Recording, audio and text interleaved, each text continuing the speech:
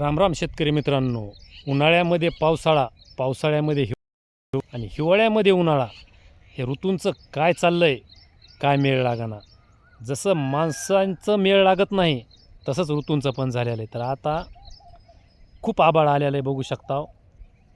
त्यामुळं हे आपलं कडबं भिजू नये म्हणून घेताव झाकून याला.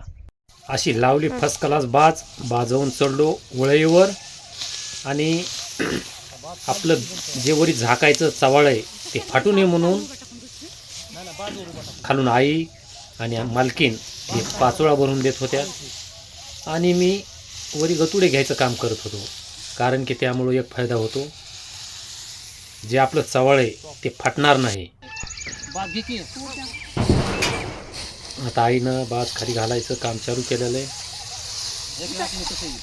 आता त्या बाजावर एक जण म्हणजे दोघी उभा टाकून ती पाचोळा माझ्याकडे देण्याचं काम करते.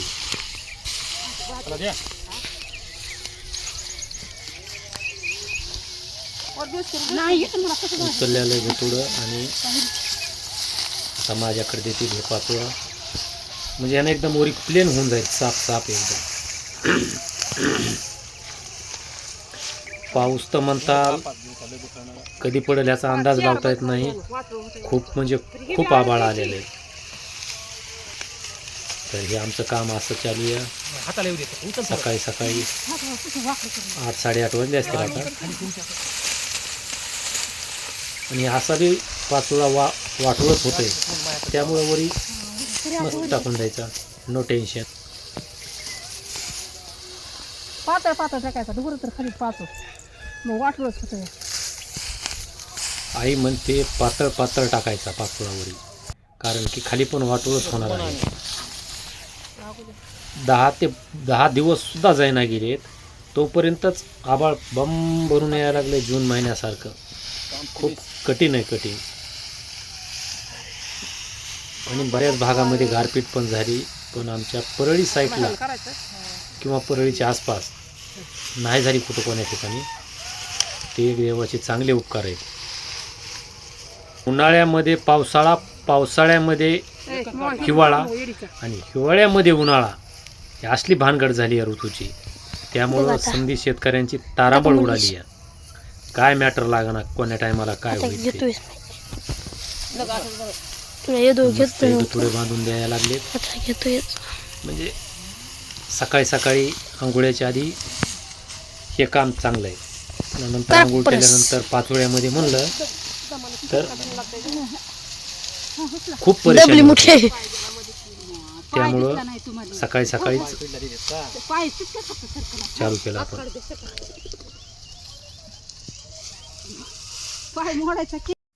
तर बघितलं तर हे कडबं 2 एकर मधलं कडबं आहे. असं व्हिडिओमध्ये काही एवढी मोठी दिसत नसेल वळई, पण खूप मोठी आहे. आणि वरी चवळ मी आता घेतलेलं आहे. आता त्याला झाकायचं काम करतो, म्हणजे जे आपलं कडबं आहे, गुरांचा चारा आहे, ते वाटोळं होणार नाही भिजून. कारण पावसाचा काही नेम आणि अंदाज लावता येणं गेला आहे. तर घेतो चवळ झाकून फायनली.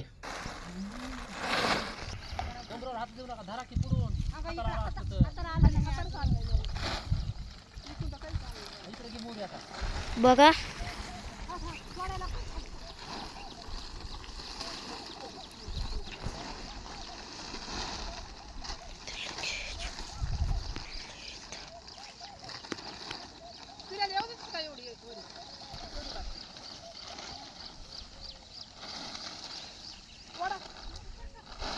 आणि आपण वळई अशा पद्धतीनं झाकून घेतलेली आहे. आणि हवा पण थोडीफार सुटली होती, त्यामुळं खूप परेशानी झाली.